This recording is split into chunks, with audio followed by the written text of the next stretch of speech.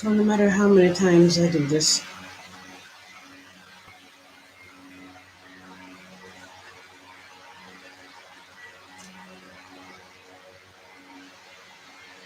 I come on here and I still feel the nervousness. I feel the apprehension. I feel this buggy implanted feeling in my stomach, like a silicone implant, but in my stomach. And it's like full of gas. So a couple things happened. Yesterday was not the best day for me. Even though at the end of the day, I really happened to, should I say, managed to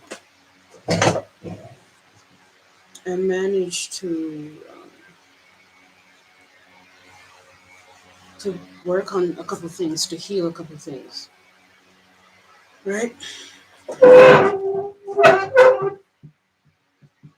And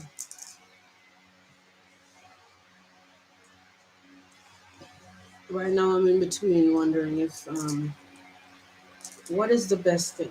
The best thing for me to do to start to really stream through. And it's like I come up with these. The best thing for me to do to start to stream through my knowledge permanently to um, is it to these mosquitoes? Oh God!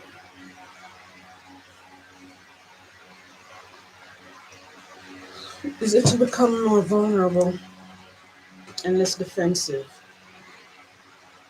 with the people in my family whenever something comes up? Whenever something comes up, I fly off the handle and I get defensive and I start getting argumentative. And the reason why, oh, I just farted.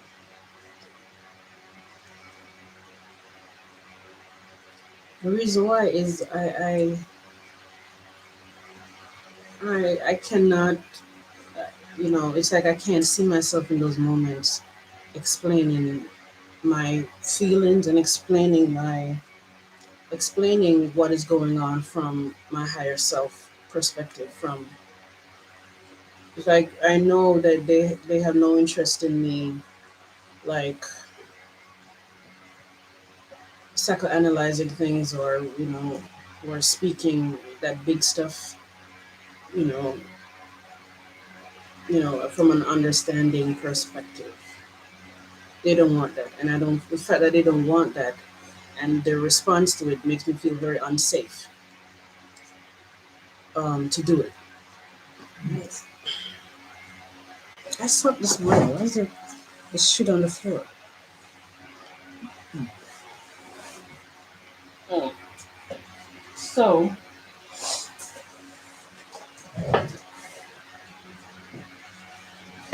it's like I feel very unsafe doing so.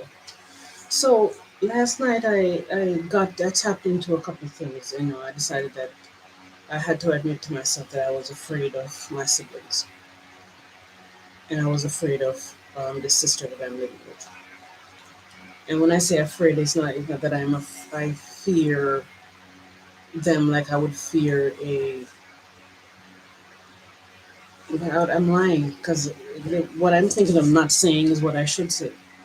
I fear them like I would fear my parents. Is that inner child, that part of me that still feels like a child, um, is still inside of me and is still hurt and still gets whenever they confront me about anything or said anything to me, anything, the simplest thing, I feel attacked and I feel like a child again, and I feel like I have to start getting defensive to kind of claim back my adulthood and somehow like um, you know claim back my power. Because in those moments I start feeling so powerless. Um,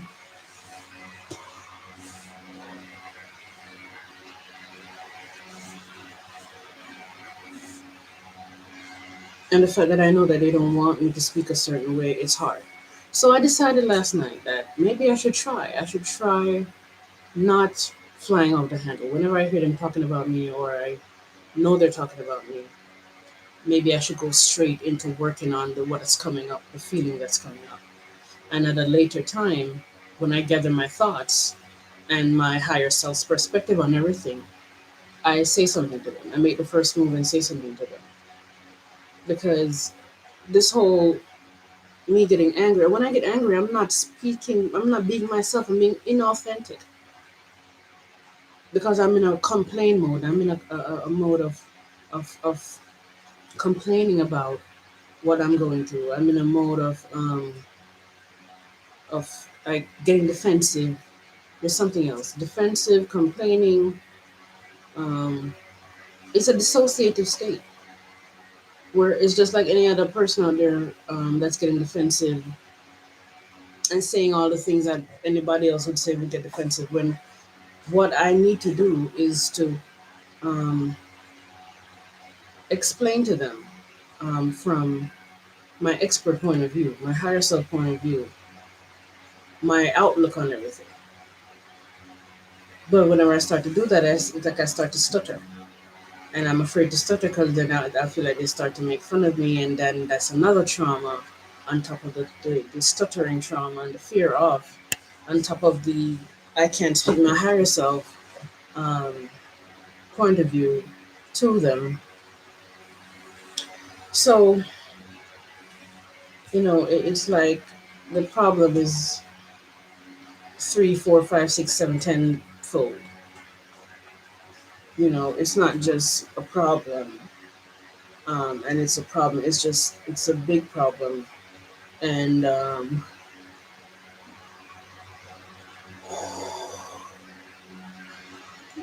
there's so many layers to it that I have to work through. So what I decided last night, I had to come to grips with that. I'm afraid of them, and I'm afraid of her, and I had to bring, I did the parts work of visualizing the part of myself that is afraid of her and work on that and change beliefs and do some what I call PMWs. It's writing anything that counteracts the negative beliefs and the negative feelings and the negative thoughts. I call them PMW. It's positive. I don't know what an M means. It's crazy because I came up with the term and I don't remember what the M means. But it's positive M writing. Positive something writing. Maybe the P don't even mean positive. But I did all of that. And the next issue is that, I know I have to do these things to really start manifesting. But it's like I can't stand when I don't see immediate results. I can't stand when I don't see the results of, I don't see more followers coming up. Like there's just zero people watching me. It's very disheartening because it feels like what I'm doing is not enough. What else do I need to do? I mean, I'm sure there's a momentum that needs to be built, but it's like my body and my emotions don't know the difference between um, not manifesting and manifesting gradually, eventually, incrementally. It's like I cannot, I can't seem to, um, I can't seem to get that. You know, Whenever I see it, it disheartens me, and then I fall down into like a spiral of feeling like it's never going to happen. And when that belief starts to come up, it tells me, if it's never going to happen, then it's never ever ever going to happen, and that I should give up, and that nobody wants what I have to say, and it's terrible. All I could say is that I incarnate in a situation that,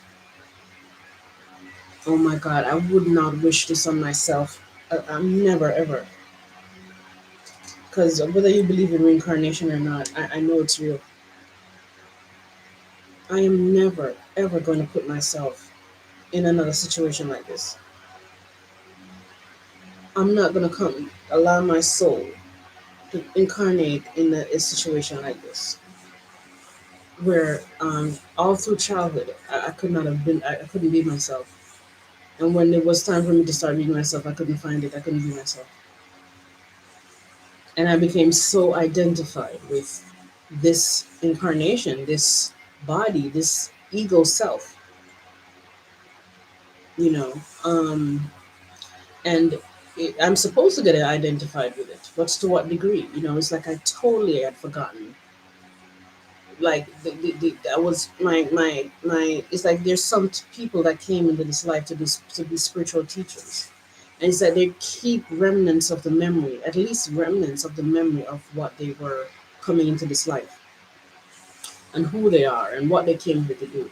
And so even when childhood is and childhood for the most part is going to be difficult for anybody who came here to be a spiritual teacher, because it's a hardship that you learn from that is going to take you to a higher place, um, in like in conjunction with intuition.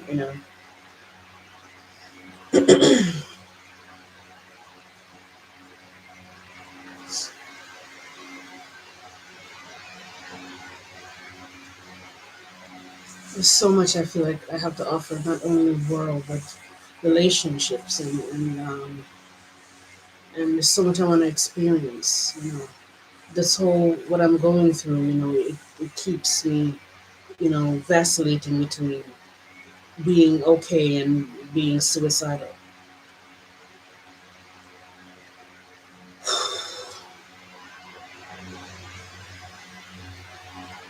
My mother's funeral is coming, and it's like a bunch of people are coming that I don't get along with and that hates me. I mean, I don't think there's anybody left in the family that likes me, and they're all just going to be looking at me a certain way because of, I had to leave my mother to go find myself and heal myself, and I left her there with my brother, which he wasn't working at the time, but according to them, she worried about me so much that she fell sick and died. I really don't find that that is the case. And if I ever mention that, it's gonna be a problem. I mean, everything I mention, everything I say, it turns out turn over on me. It's like I'm supposed to speak my truth, but my system cannot manage all the attack that is going to be that is going to come down on me from me speaking my truth. My system cannot manage it.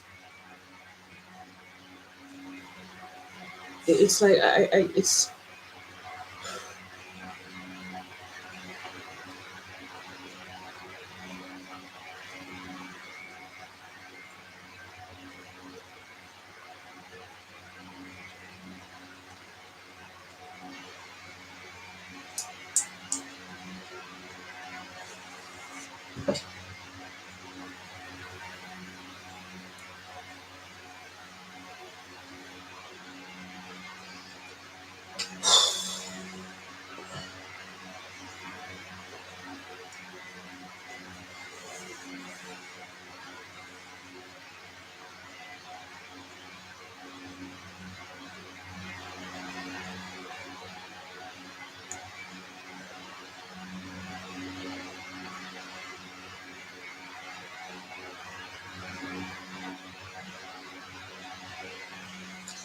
whenever I take breaks as far as creating content and these lectures that I do,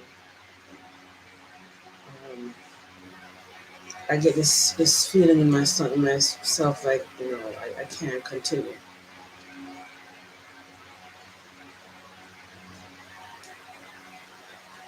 And I don't know why I can't just give up and do something else. But what is it I'm going to do? What is it exactly I'm going to do?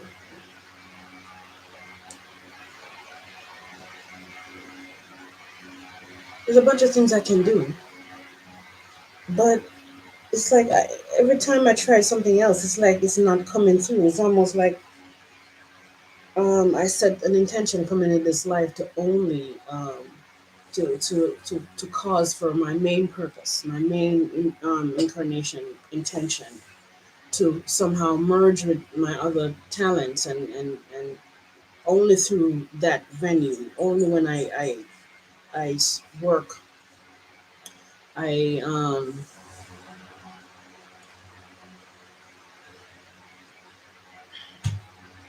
only when I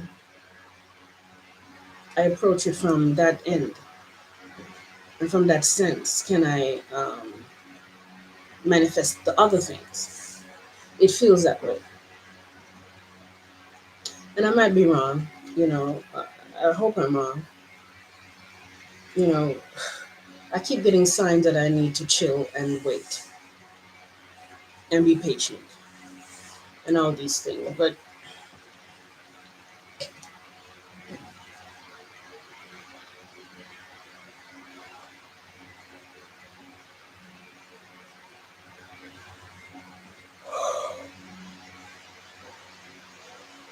oh,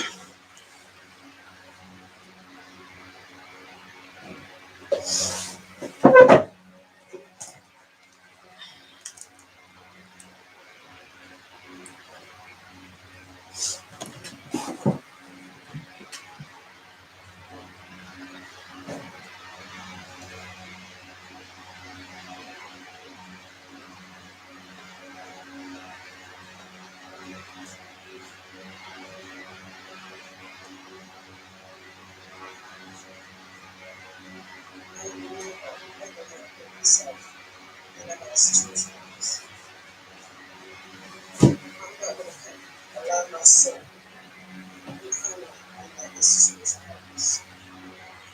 where I also trouble that I don't know that I don't need this. And then the stuff and stuff and stuff. And I feel sick. This this this ego self. And I'm supposed to get it identified as what it's like totally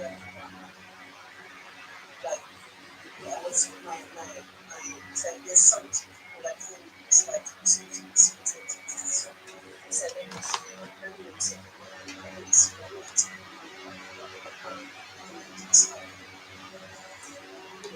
wonderful. So when travel Does that make sense, or am I? It does, but so what would you say is the purpose of life? Do you have a theory? Love. Just to love? I think it's the light seeing itself. I think it's loving itself. I think that it's fun for God to create sentient beings who have autonomy, who can make. This is a video says Peter Panagore's and near death experience and many other topics. The channel is Shaman Oaks. Again, I don't know if I'm going to get in trouble for this for playing the audio in the background, but it's my way of trying to somehow relax and being able to bring out find topics. So if I find topics and bring these topics out, and I could speak right here like this.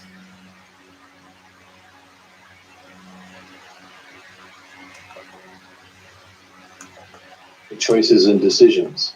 But I don't really know that. That's just a guess. But I do know is love is the thing. Okay. Love is the thing there. Well, how did your NDE change how you view God? Because I know you were religious beforehand, and you're still, an ordained minister. But I work in religion.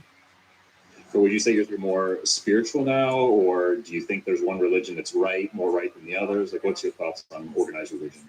I think organized religion has served both a beneficial service to all of humanity and a detriment as well. I don't think it's clear cut. I think that in the mystical end of the churches and the synagogues and the faiths, people like Rumi or Julian of Norwich or Yogananda, Paramahansa Yogananda, people like that who are on the mystical end of things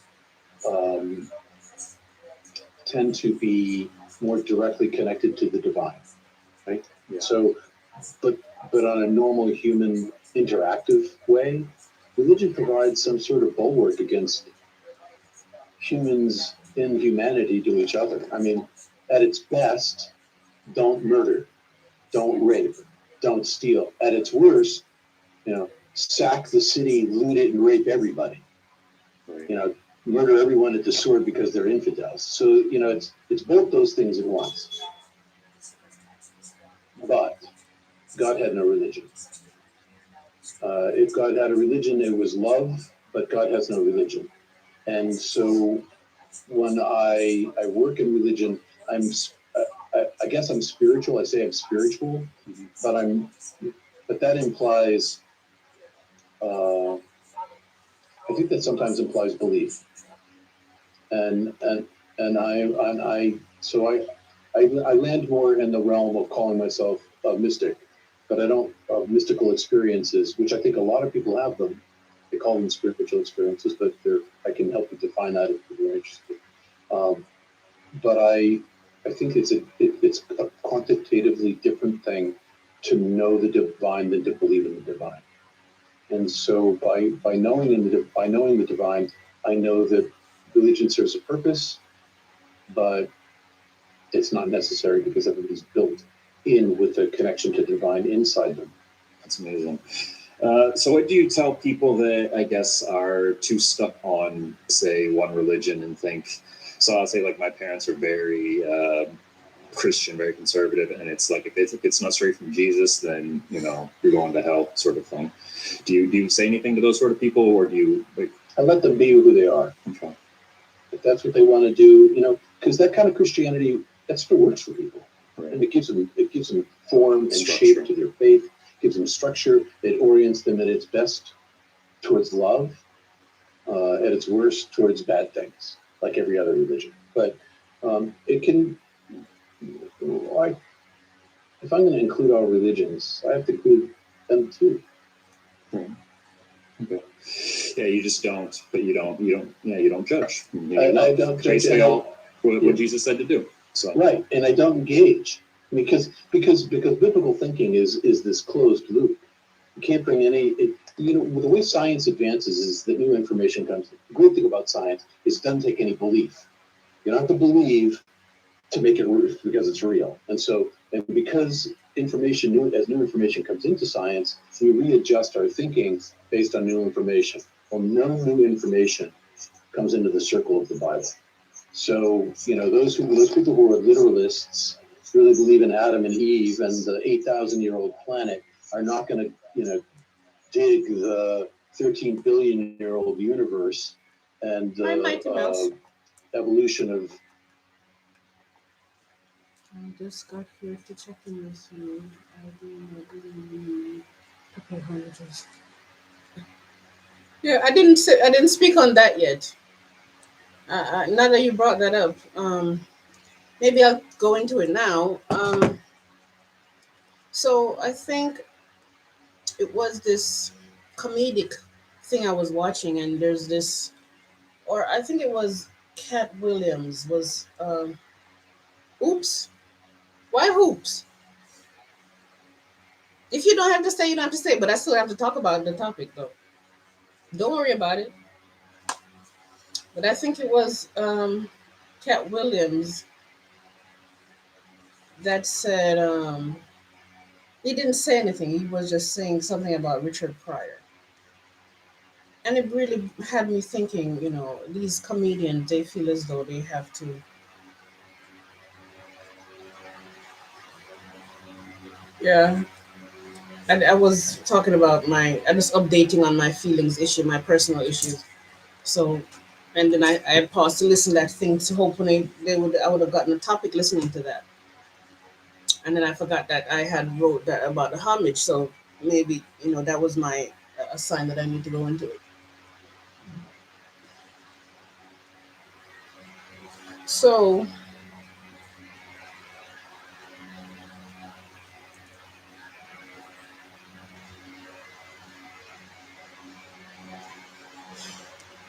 yeah, so he was saying something about Richard Pryor, and he had me thinking that first of all, people tend to like romanticize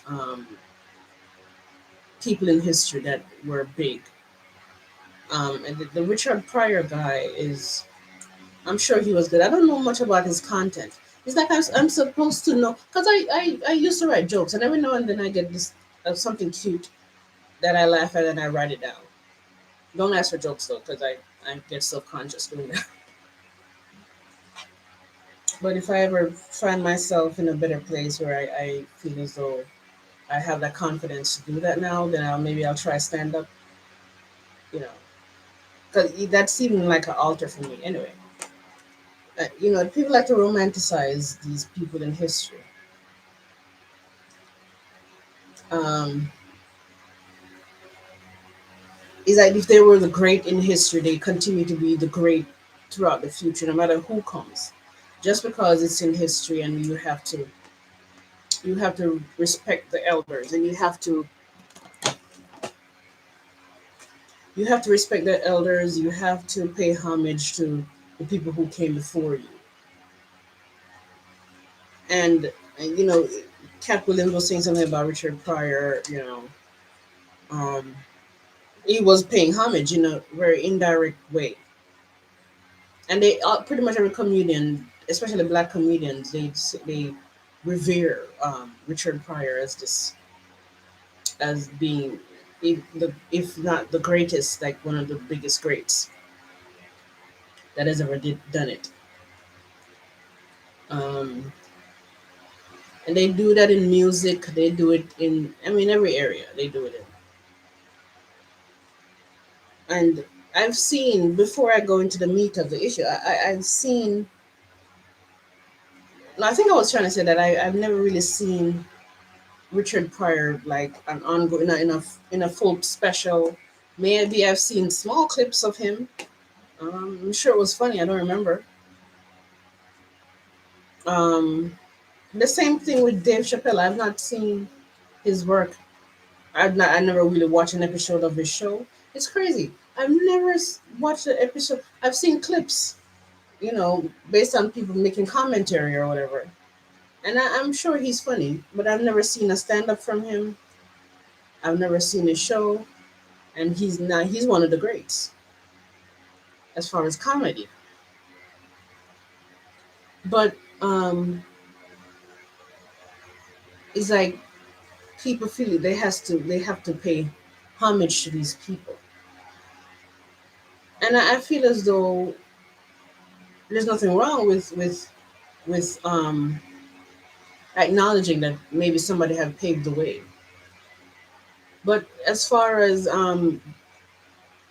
having some kind of a eternal respect for this person, no matter what, just because they're in history, and then even just because they paved the way, to me it's kind of, I don't know. I was way more insightful, I think, a couple of days ago when I thought about the subject. I think that's why they say you should jump on and take action onto something when it comes up to you right away. But I'm in a state of like arrogance of wanting things to be great and to be perfect. So I'm gonna like take a chance and like not take the action right away. And then I learned the hard way. But to me, it's a lot. It's mostly based in some ego stuff. Those people who came before, they expect homage, and the people who came after, they feel a need to pay homage. It's mostly based in some egotistical stuff. I had so many insights I wanted to shed on this topic. Maybe another time when I'm way more insightful, way more tapped in. I'm on my points and my insight on my my philosophy on the subject.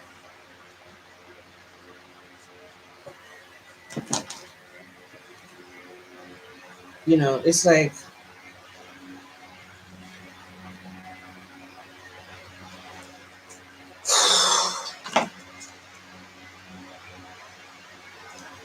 like why do I have to owe you?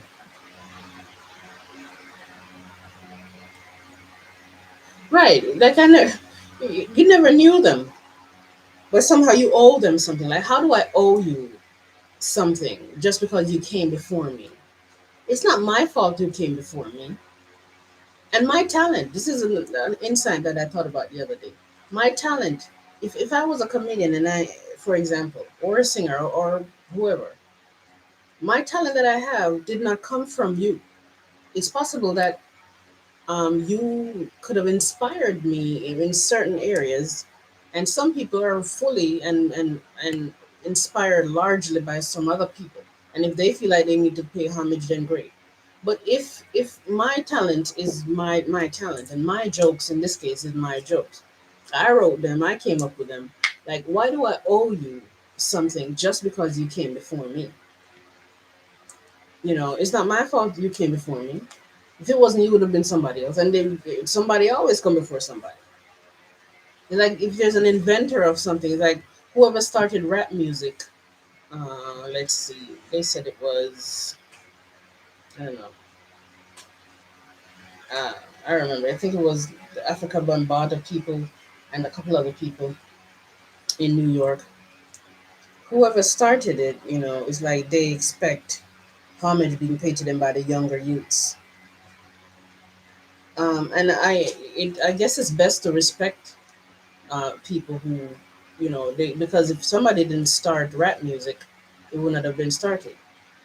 So to disrespect them, when they came up with the craft, is a little tacky. But you don't have to not disrespect them, because you're free to disrespect them if you want to. It's kind of tacky, and it's just lame, I guess. Um, I can't find a word, maybe inappropriate. But still, nobody still doesn't owe you anything. Nobody owes you any respect. Nobody owes you any reverence. Nobody owes you any honor, any homage, because you came before me. You know, it's not. I didn't ask you to come before me. You came before me on your own. It's out of my control. I didn't get my talent from you. In a way, depending on what field we're talking about, you may have inspired it some kind of way, but still I didn't get it from you directly. So it's mostly like based in some ego stuff. It's like I saw this lady Maya Angelou, in a talk show setting thing, and she was telling this younger black woman to um, that she's her elder and so she should respect her. And I'm like, somebody like her, that is going to get respect from most people just because she's her. Just to be asking and demanding the respect, because you're an elder. To me, it's so arrogant. Um, it's so tacky, and it's coming from like a fear and insecurity and needing. It's just egotistical and needing people to put you up there. And I mean, everybody want to be put up, but nobody owes you anything. Nobody owes you respect just because that's the next thing. And in my own family, I'm dealing with this. There's this sister who believes, or she's going to slap me in my face just because she's older, and whatever um, disagreement or issue she's having with me, I should take a slap um, and not defend myself physically against her. No, ma'am, I'm not doing that. I'm not going to respect you just because you're old. You came before me in my family. I don't even believe that um, parents should be disrespecting and embarrassing and doing certain things to children just because it's a child and because it's their children. And even when the child becomes a older adult, this parent believe that they should just disrespect or put down or kind of like aggressively speak to the person just because they're a parent. And I don't believe that's, I mean, it's definitely not healthy. It's very traumatizing for the child. And when the child becomes an adult, it continues to be traumatizing. It continues to be just something that triggers that same trauma, you know. But this sister believed that somehow, just because she's older, I owe her respect. Like I didn't ask my mother to have her before me. You're not gonna like disrespect me or hurt me in any kind of way, and I take it just because you're older. I'm not doing that. And if she comes here and pull anything off on me, she's gonna find out the hard way how that works. And because a couple of times she put me up in her house, and this woman is extremely narcissistic, extremely um, sociopathic, even just a horrible human being to deal with. And she put me through hell a couple of times, especially the last time when I lived with her.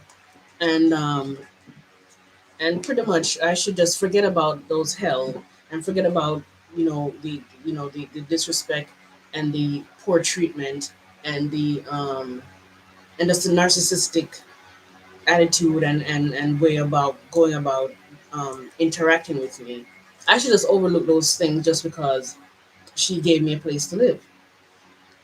No, I'm not gonna go in your house and deliberately disrespect you. But then somebody like her, she doesn't know what disrespect is because anything you say to her is disrespect. If somebody when you're dealing with somebody like that, they're coming from a place of feeling this kind of a, and I know for sure that's her problem. She feels so small and she feels like a child herself, and so she have to demand this respect and demand this kind of a reverence from people and from her younger siblings um, to somehow to feel like she's big, to feel bigger than she is, to feel grown, because she has some very uh, she has some very immature ways about her. So it's like she feels so immature and so small, and she has to like demand this respect from people to feel. And she disrespects people a lot, and she deal with people like on a level of a child and want people to respect her like an adult. If you deal with people on the level, they're gonna deal with you back on that same level. If you level down to the level of a child, and the child feel like the child is gonna feel like they could deal with you a certain way because you're dealing with them a certain way. The child is gonna see you on their level if you come down to their level. So you can't come down to a certain level and demand respect of a higher level when you were the one that pretty much leveled it down. Yeah, so she don't understand that. It's like she's this narcissistic pig that has a need to put people down and have uh, um, and handle people a certain way. So she has that need, and it's a need. It's an emotional need that's stemming from something very deep. So she has that need, but at the same time, she also have a need to like be chummy and childish with because she's childish with people. But at the same time, she also has a need to get respect at the utmost level. When you don't carry yourself that way, you stupid bitch. Like you don't carry yourself that way. So, girl, nobody's gonna give you that. That's that you don't give yourself that. You don't emit that. You don't exude that to the world. So you can't get it back.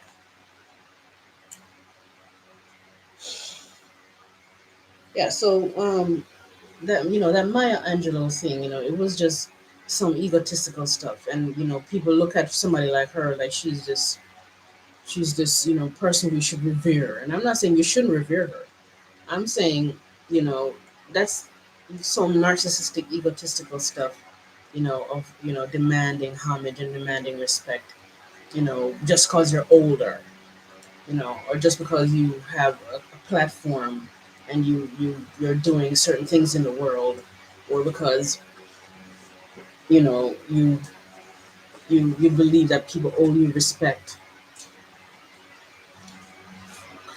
You believe people owe you respect because you've done things. Like, well, the things you've done, that's the next thing. The things you've done for yourself. Because I don't believe selflessness exists. No matter how selfless a deed is, it's still a selfish deed. Or maybe I should say a self-serving deed. When you use the word selfish, people take it as negatively selfish, and it doesn't have to mean negatively selfish. But I don't believe selflessness exists. People are doing everything ultimately for themselves. It's like I have a charity to help people. But I have that charity to help people. Yeah, but in a way, it's serving me because it's making me feel good about myself that I have that charity. So it's still a self-serving thing. And some charities, are still based in what I'm gonna get back. Like, I'm gonna get some kind of a, not just recognition for being a good person, which is still being done for self. But also, some people have charities, and the charities cause them to somehow link up in some situation with certain other people that cause them to somehow make money somehow through the charity. Let's see. If she chooses to not look deeply in the mirror at herself, and work on those things, it is not your problem that she isn't able to deal with herself. Yeah, but she don't know that. And I'm telling you right now, Mighty Mouse, she's coming here, as far as I know. My father, that don't care about me because he told me that, is coming here. My brother, who is the sociopath that I was trying to tell them that was doing witchcraft on me, is coming here, and they're all gonna be here because of the funeral, and they all have a blame towards me, and I'm this sensitive person that cannot take pressure and pain. And I hope I don't crack. I hope I don't, I'm already kind of suicidal sometimes. It's like the pressure of having, something that happened in my childhood that made me feel as though, um, whether I was wrongly accused for something in my childhood, and because of that, whenever I'm being wrongly accused again, it brings up this feeling of unsafety, of because I was wrongly accused and punished.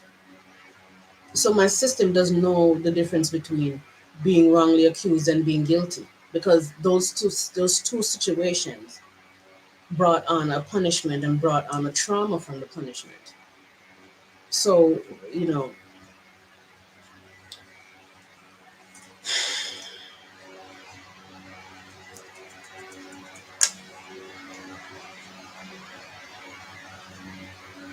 they are very toxic. It's a toxic family on both sides. My mother's side and my father's side are very toxic people.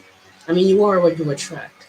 You know, my father attracted my mother, and vice versa, because of the toxicity that exists with him.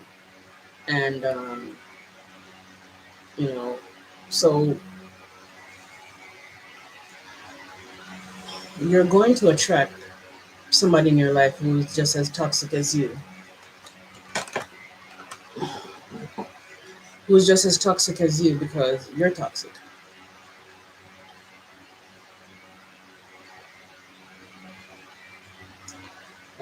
But I was talking about the comedic thing. I think I made a couple of points that I wanted to make, but there were some other points that I wanted to make that I can't think about.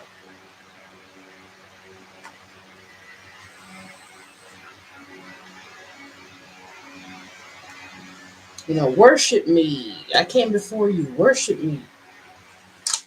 You owe me something. It's just so egotistical.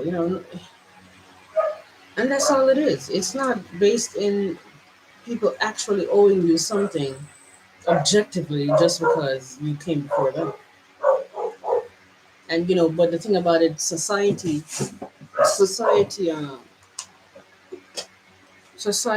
believes in this paying of homage stuff, and so if you believe in it and you make it moral, make it right, and it's normalized, it becomes the norm and it becomes what is expected of you because it's normalized. It's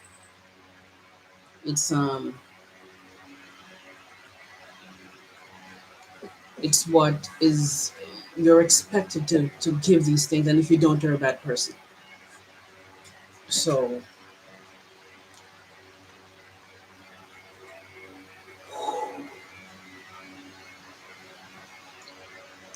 this dress, I think I want to. I don't think it's a tie dye dress, but I might re-tie dye it because I like this part of it.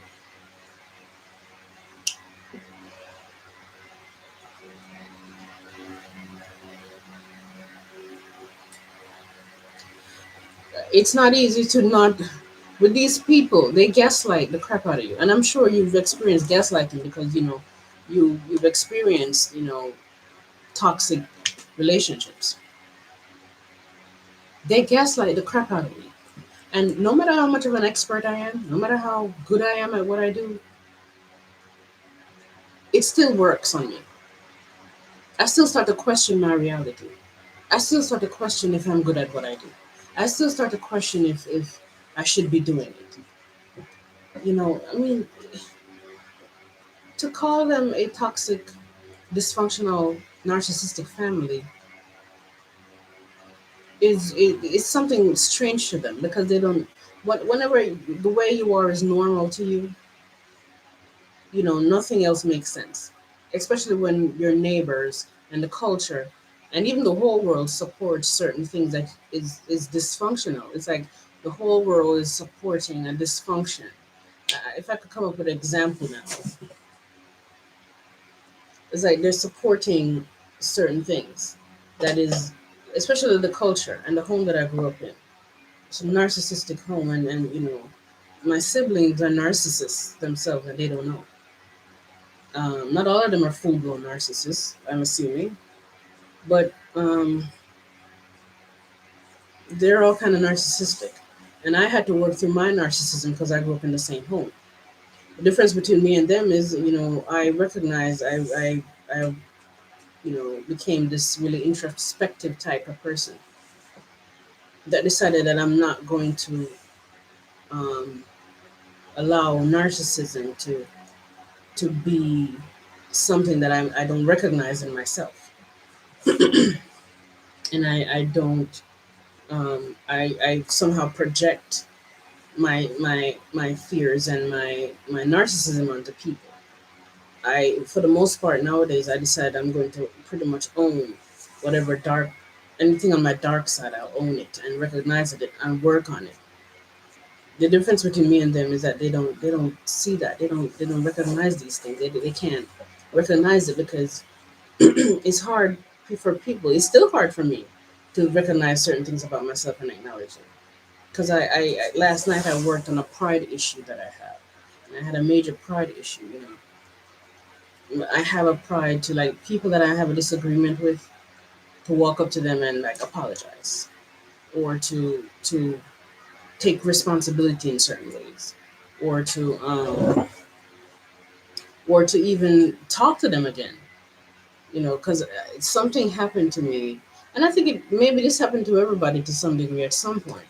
It's like you're dealing with a person who you have a disagreement with, and when you went back to them to make amends or to even become friendly again, they rejected you, and that created a signature energy in your body that says, if you try this again, it's going to happen again. You're going to be rejected,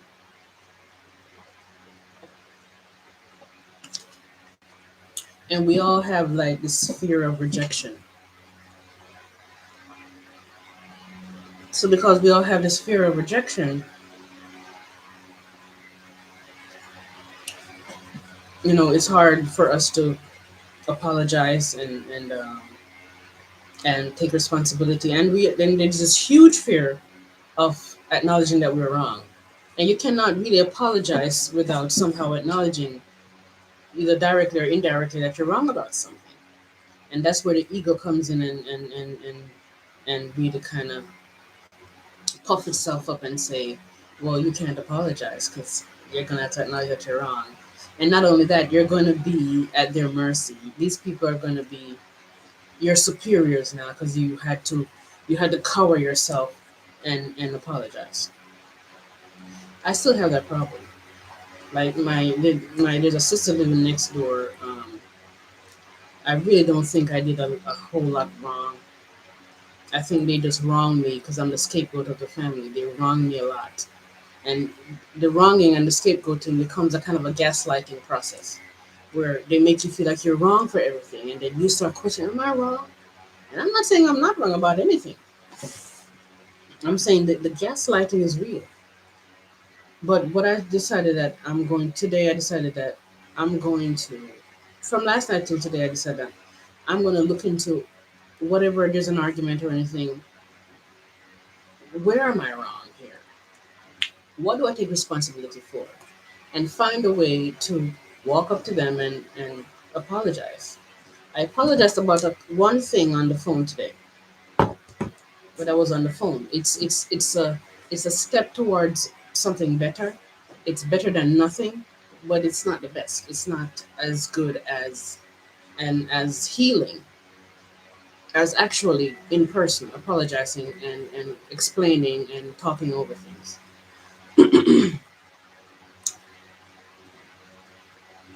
Let your light shine by not letting them shake you. Be calm, beautiful self, and walk through the gathering with grace to not to engage with argument. Yeah, you're right, but that's another thing I worked on last night is to find a way to, because I've been argumentative because I'm dying for people to see and understand my pain and understand my points, but they will never do that because they can't do that for you, especially in a narcissistic kind of situation. They have no interest in doing so because for them to do so is to acknowledge that they're wrong and they can't be wrong. And they have to acknowledge that they're wrong and also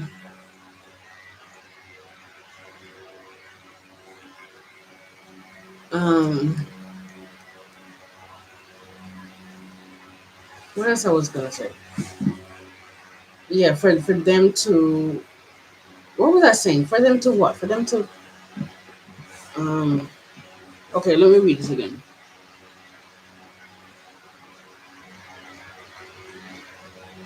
I forgot. But I was saying that I've been argumentative and I decided that I'm going to work on that. But it's not easy to not answer them because I'm very thin skinned.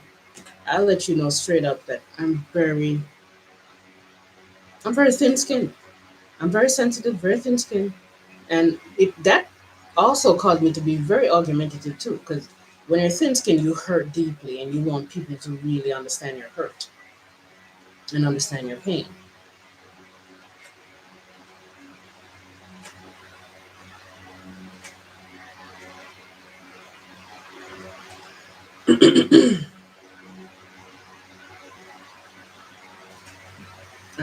I'm definitely gonna try to stand firm and not go in an argument. Because when you get argumentative, you come across as guilty. But because, I and other people who suffer traumas where they were punished um, on unjustly, what's that word I'm looking for? Like punished for something they did not do. It caused your body to not know how to not know that there's a difference when you're actually guilty and when you're not guilty. The being attacked for being guilty and being not guilty feels like the same thing because you were punished. It's the punishment aspect of it. that you're trying to avoid. You're trying to dodge that. You're trying to avoid the pain of the punishment. So being punished for being guilty or when you're not guilty feels like the same thing. And so when you're being attacked, when you're not guilty, you start getting defensive to prove yourself so you could potentially avoid the punishment. But then you set yourself up in the wrong way because then you are going to still be punished by these people. Emotionally, it's right now for the most part. They're still going to punish you in some kind of way. And then you make yourself look guilty, even though you're not guilty.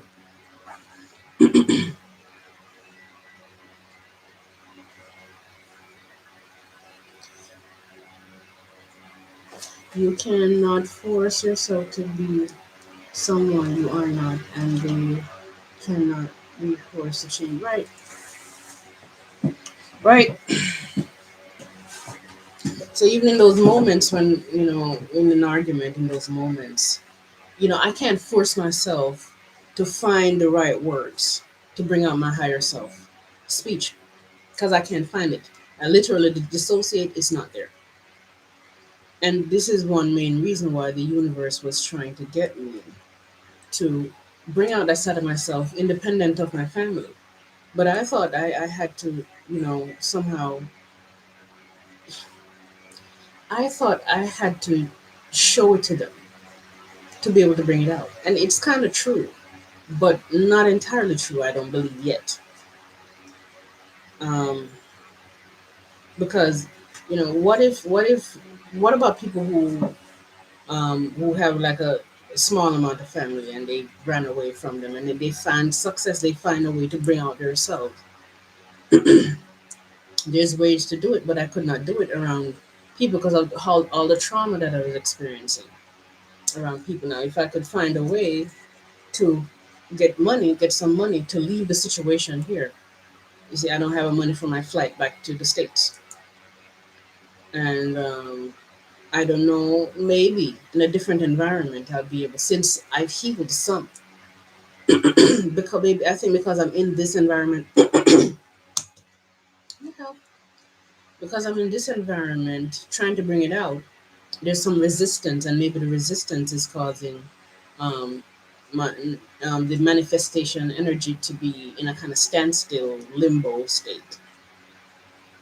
Okay, and what I mean by that is, it's like if I believe I have to bring it out in front of them to get the success, then that's what it's going to be. Whatever you believe is going to be true, and not being able to do it fully is going to cause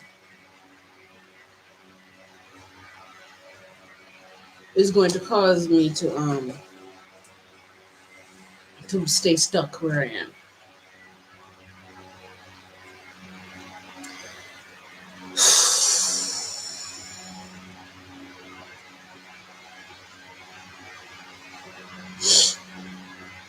Yeah, frozen.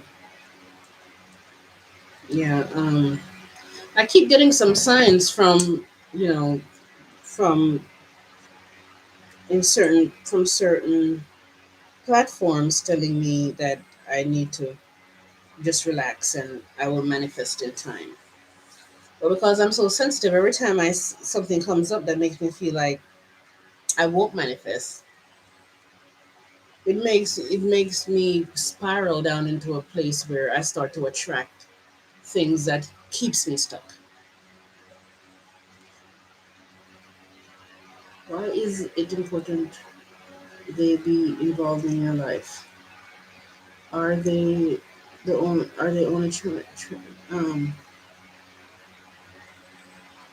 tying you down with judgments of the you they never took the time to know? Yeah, many want to know you for you. Thanks for that. That's nice. It's a nice thing to hear. But it's like their egos are bruised because I used to be Pinky in the Brain, and now I'm this person that's talking a lot of not Pinky in the Brain, Pinky from Pinky in the Brain. That's talking a lot of philosophical stuff, and I still haven't really spoken anything in front of them yet because that part of me still has to emerge. because I know it's there. Because when I used to write back in the day, the knowledge would just stream through so much complicated knowledge. I mean, so much. And if they've only seen a little bit of a piece of the surface that I started to scratch, what if they discover what I really can do? And this is what I fear. Is that it feels as though the universe wants me to do that to get to a higher place, but I don't feel safe doing it. And that's why I feel as though if I need a situation where, speaking of which, let me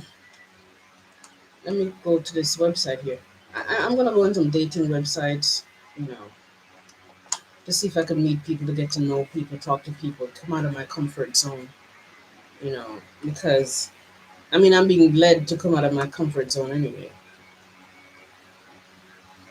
And I have this ex-boyfriend here in Jamaica that I still have feelings for, and he feels the same way.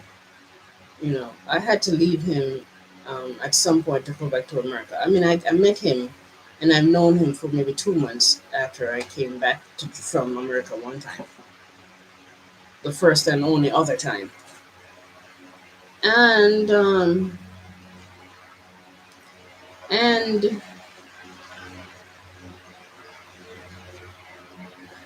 and it was just I thought he was the love of my life, and I still don't know that he's not. Um,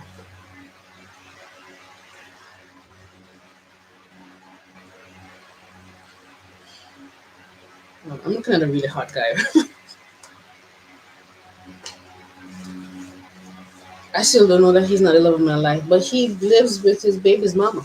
So, you know, even though we talked on the phone a couple of times, that would just not be going anywhere. I don't see it going anywhere.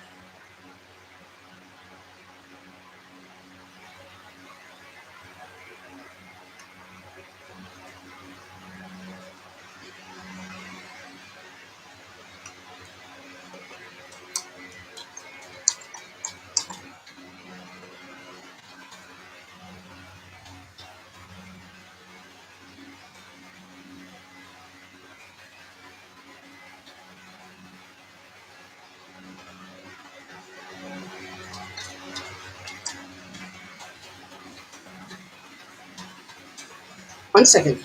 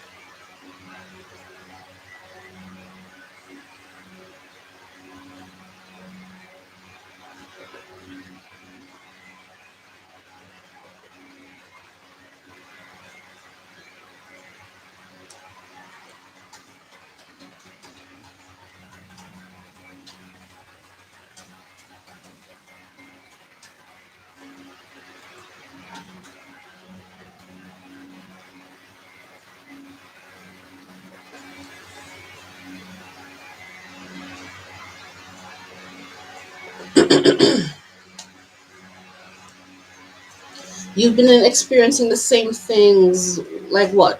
What exactly?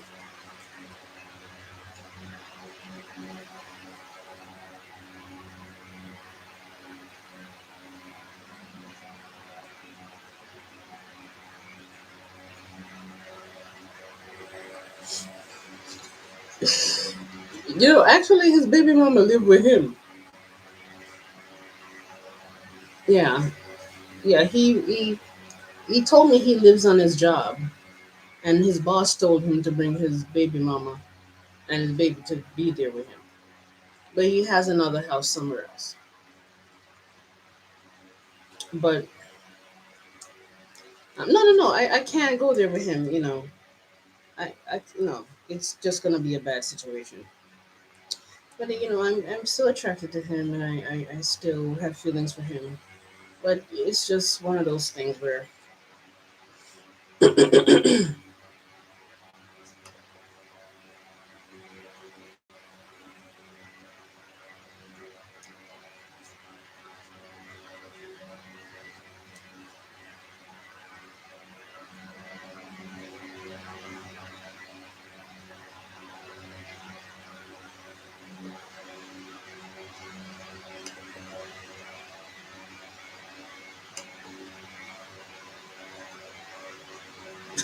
this guy looked like Phil Collins.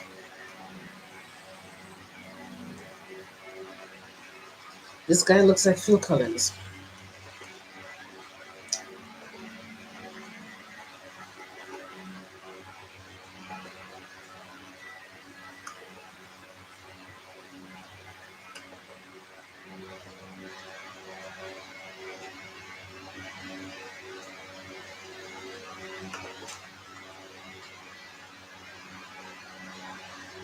Oh my god. When you go on these dating sites and you see these men, they're all fit and in shape, you're like, God, I have to be fit and in shape.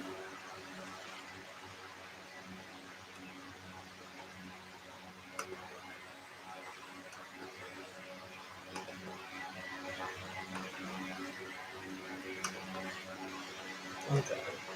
He's hot.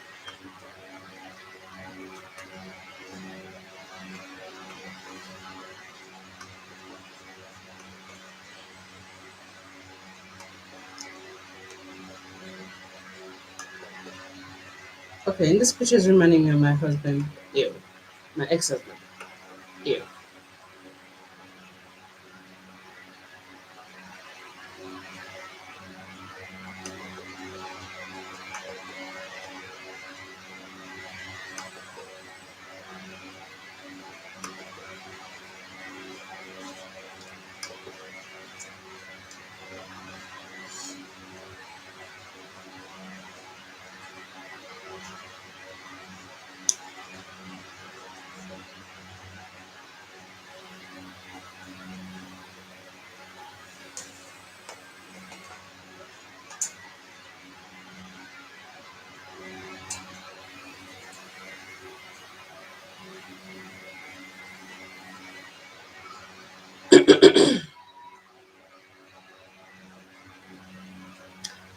I mean, internet dating, they say it's dangerous, but I mean, any dating could be dangerous. They're just people. And it is true that oftentimes it attracts psychopaths, and it's true, but not everybody's a psychopath on there.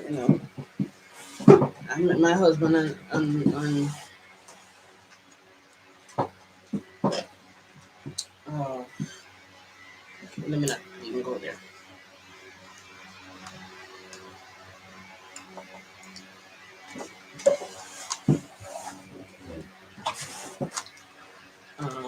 Fiverr.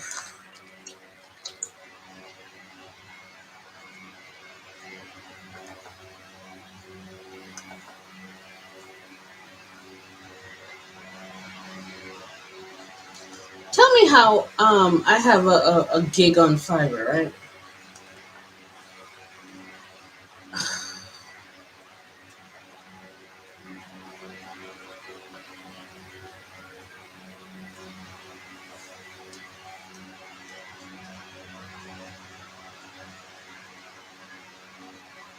And this person is gonna ask me when am I free? I give away free sessions to certain people, and I will give away free sessions. Not right now. I'm not from Fiverr. Not here, sir. Because this is a money site, and it's a cheaper site. Let me be nice. Well,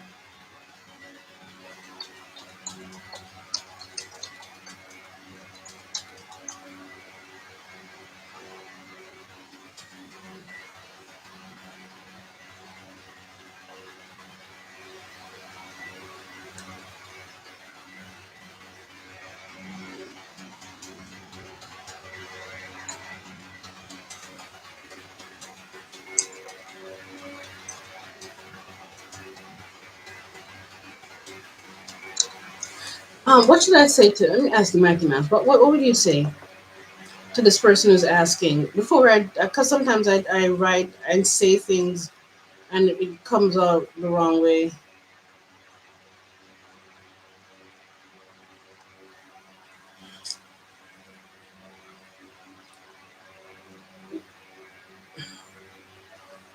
What should I say to him? He's asking me when am I free.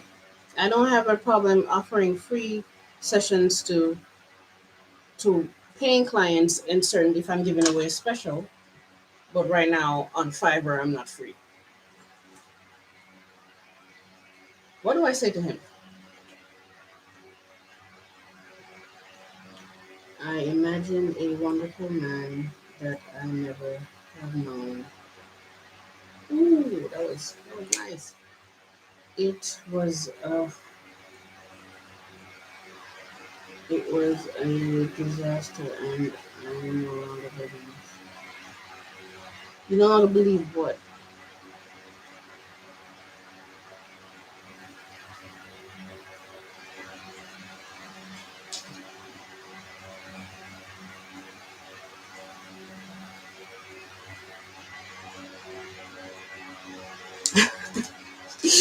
It's not fiber, it's fiber. Let me type it in.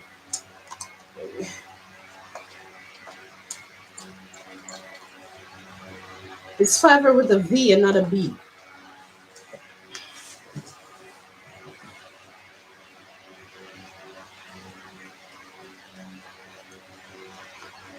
Fiverr is a freelancing site that that you could go on and offer your services. And nowadays they're doing all kind of service, so anybody could sign up.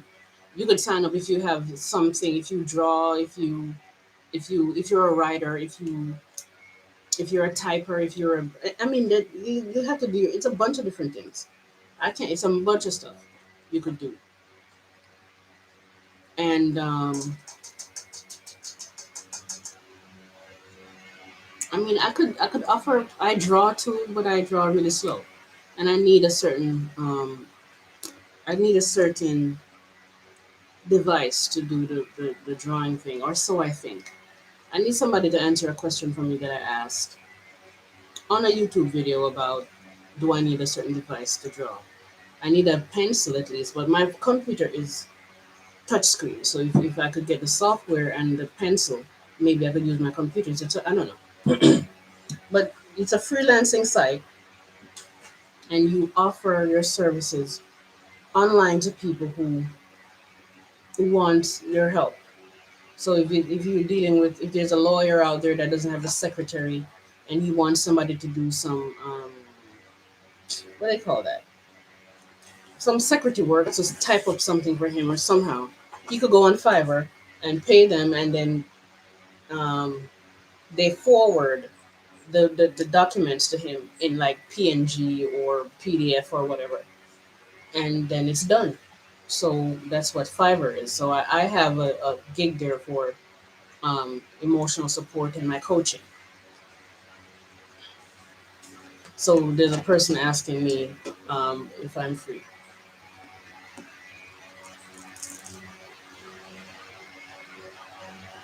Fiverr.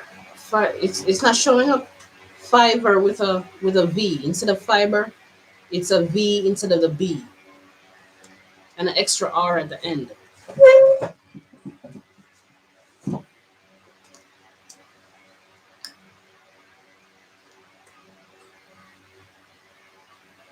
V as in Victor.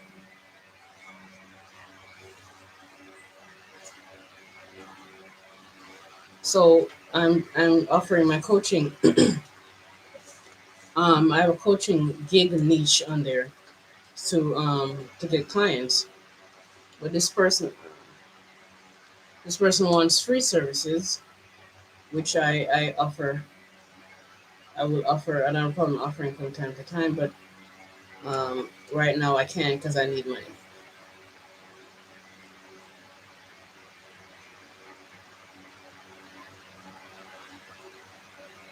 It would be nice to be getting like clients and stuff. And I just sit here and coach people, make my money, save my money,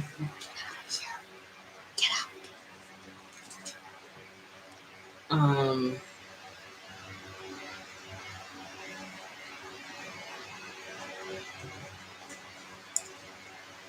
what was I going to say? I forgot.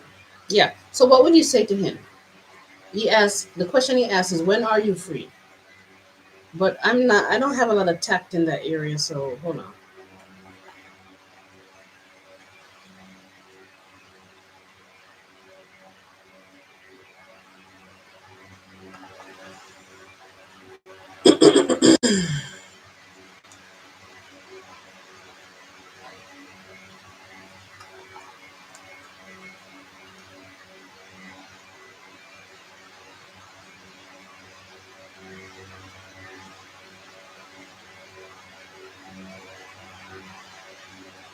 Hold on.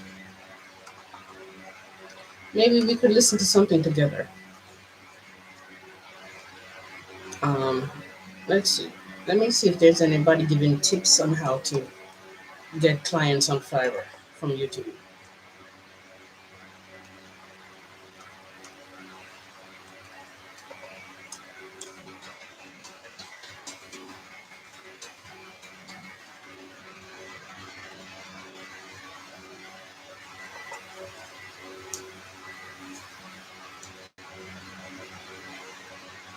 Okay, 5 tips for first sale. Grammarly can help you write quickly and confidently, so you never have to slow down at work.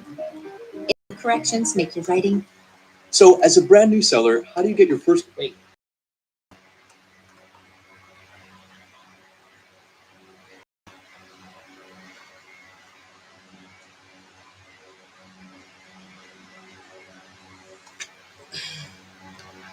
A 30 meeting, as in a $30 meeting, or a 30-minute meeting?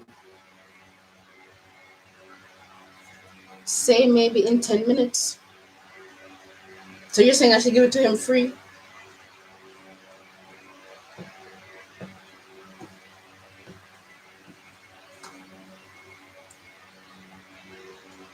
$10 minute. I mean 30 minutes. You're saying I should give it to him free? I totally. I see what you're saying. I see what you're saying. But I'm afraid that at this point in my life, if I start out that way, it's going to set me up to be attracting more of that. Do you know what I mean?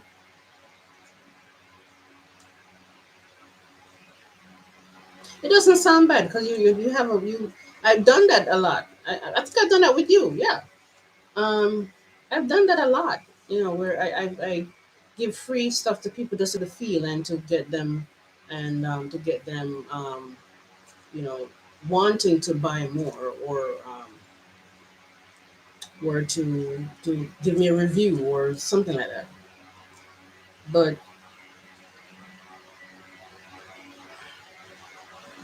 I need the reviews on Fiverr.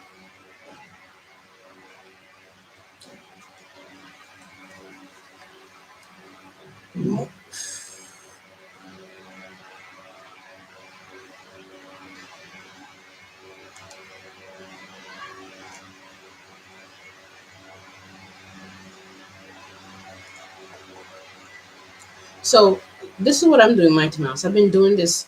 I've been listening to people's um, videos on my stream, playing in the background, waiting them for to make commentary on what they're saying. I don't know that I'm going to get in trouble for that. It's not the video itself; it's just the audio. What do you think? Am I gonna get in trouble with YouTube or get in trouble with some other thing? I already got a warning the other day about something I said about COVID.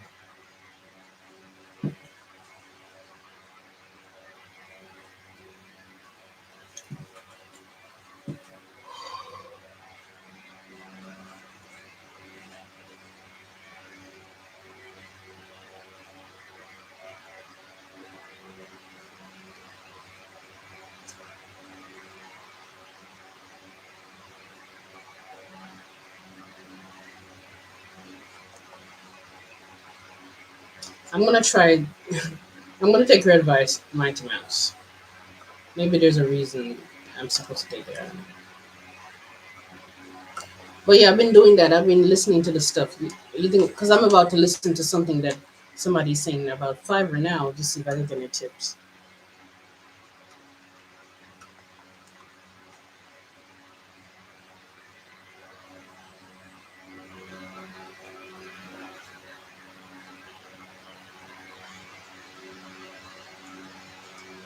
Wait. He said when I'm free.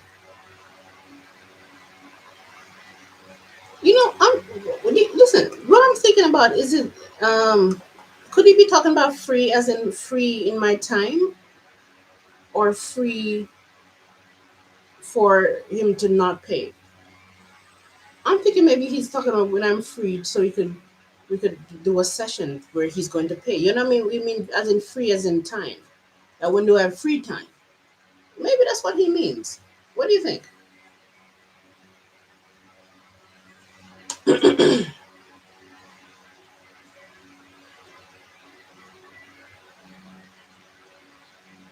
But I don't think we're allowed to do free stuff on Fiverr. That's the thing.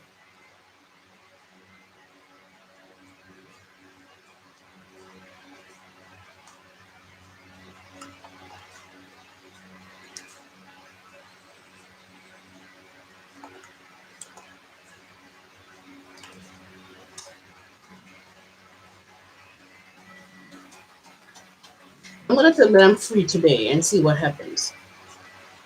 I'm gonna see what happens. What do you think?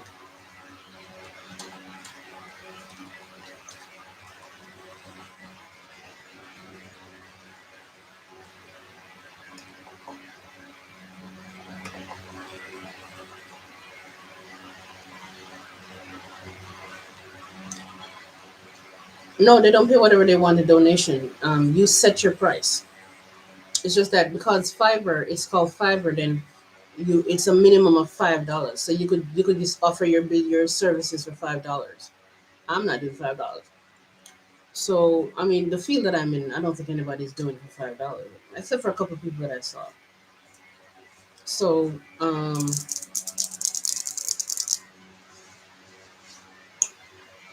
yeah, so I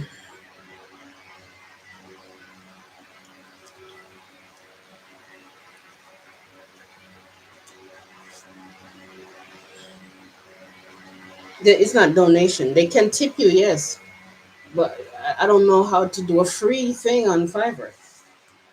I don't.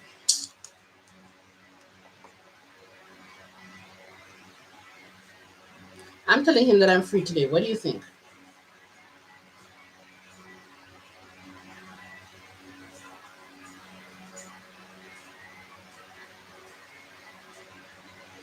Sometimes when people you set your prices too low, some people don't want it because they feel as though it's not quality.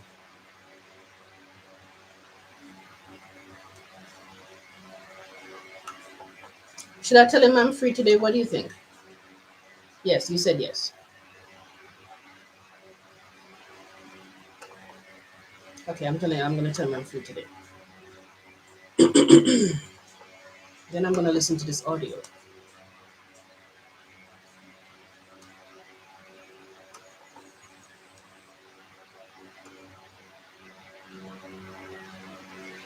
Introduction. What do you mean by introduction? First order on Fiverr. Let's find out together. Coming up next. Hey, Wayne the Articulate Asian here.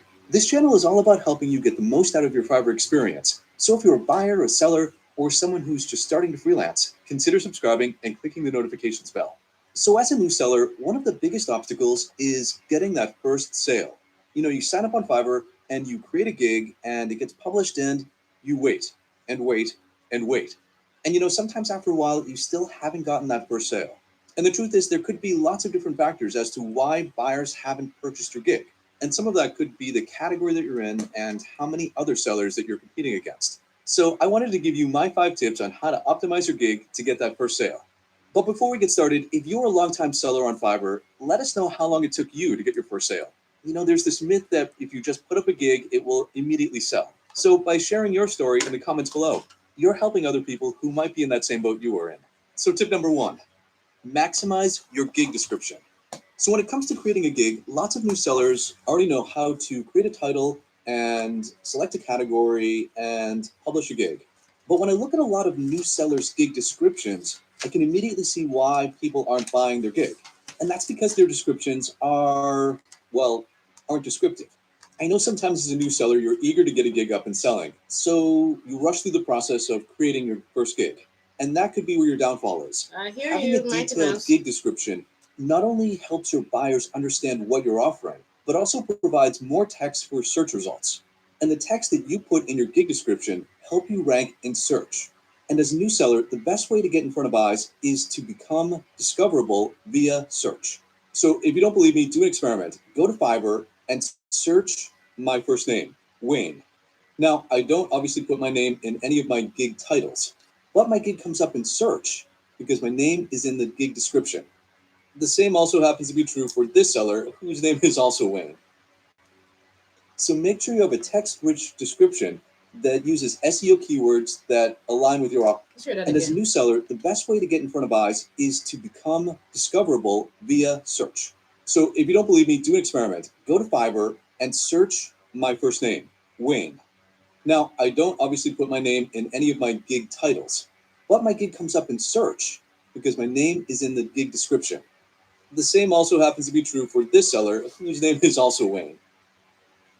So make sure you have a text-rich description that uses SEO keywords that align with your offerings. And along those lines is tip number 2. Maximize the opportunities that Fiverr gives you when creating your gig. So Fiverr gives you lots of opportunities to make your gig much more detailed, including things like uploading samples and/or PDFs for potential buyers to click on. But they also offer a frequently asked questions section, and you'll want to use that to further flesh out your gig description.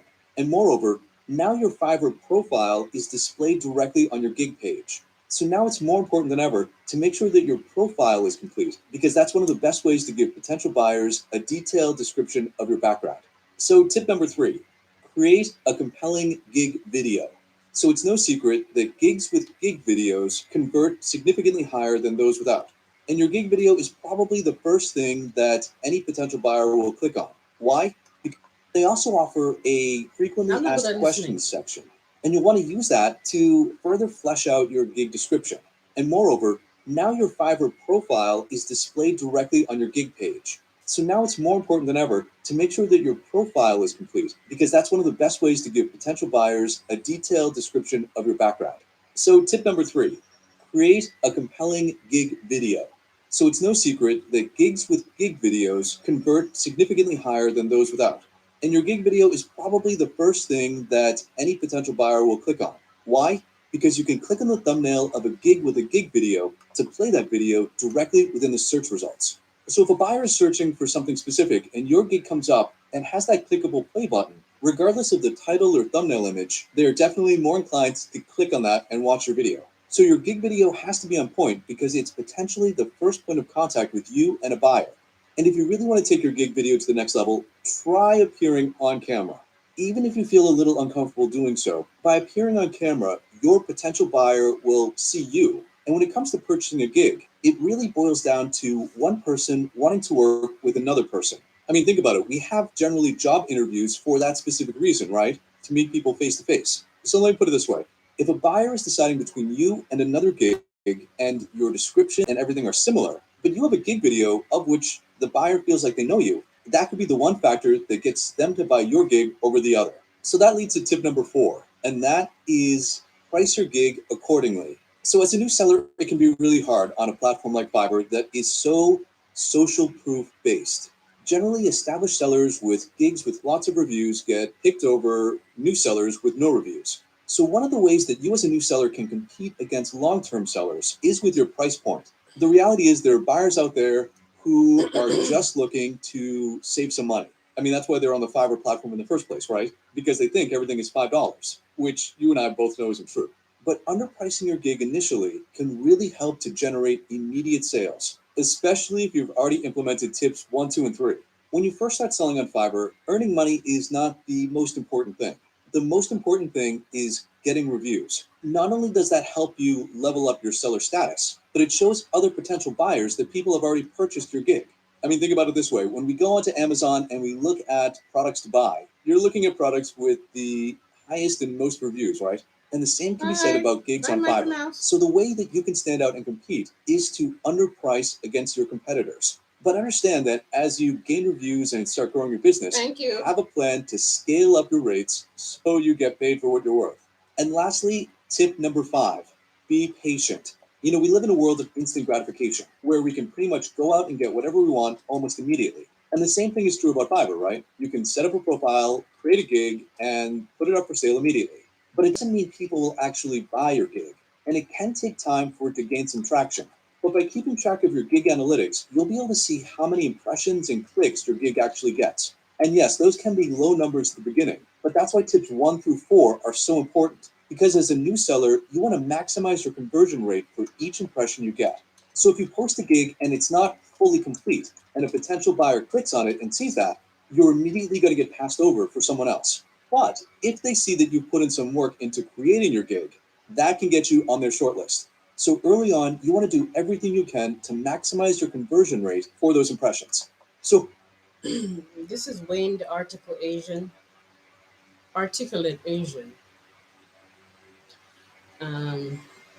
Yeah, he's talking about Fiverr. How to get your first gig on Fiverr. hopefully these 5 tips will help you get your first sale on Fiverr. If you got a tip of your own, let us all know in the comments below. Thanks so much for watching, and I'll see you next time, Fiverr friends. Happy with your sales rate? Then this video was not Is for that you. still you, Mickey Whether your Mouse? business is new, small, or struggling with I'm about to aftermath end of the the stream pandemic, so I could go growing do your some sales research should about get Fiverr. easier. And I have Find to ways that write, fit and I your have to ideal wash. customer profile and bulk. Verify clients and subscribers' emails to keep your base clean, and send automated email drip campaigns to nurture and convert leads into clients. How? We show you all this and so much more on our Snubby YouTube channel. Our Snubby team has created one of the best rated sales tools in the world with over 1 million users. Now our team of pros are sharing their experience, tips, and growth hacks with you with new videos every week. Stop watching your business grow stale. Go to our Snubby YouTube channel, subscribe, turn on those notifications, and discover new sales and marketing approaches that will take your business to a higher level.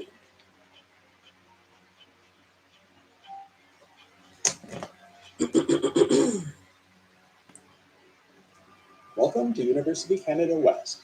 If you're trying to pick a specific business field to specialize in, the Associate of Arts degree at UCW is an excellent way of continuing to learn and gain a qualification that can help you decide the next stage of your career. Our campus is located in downtown Vancouver, a city that welcomes students from all over Canada and the world. The Associate of Arts degree is a 2-year undergraduate program designed to provide you with a broad foundation of knowledge. The 60-credit program prepares you for additional post-secondary education or to directly enter the workforce. The AA degree is I'm about to accepted end for this stream. transfer into bachelor degree programs at University Canada West and our degree-granting institutions in British Columbia. So whether you're still deciding which business field to go into or want general skills that can set you on the right career path, the Associate of Arts degree will provide you with a host of career options.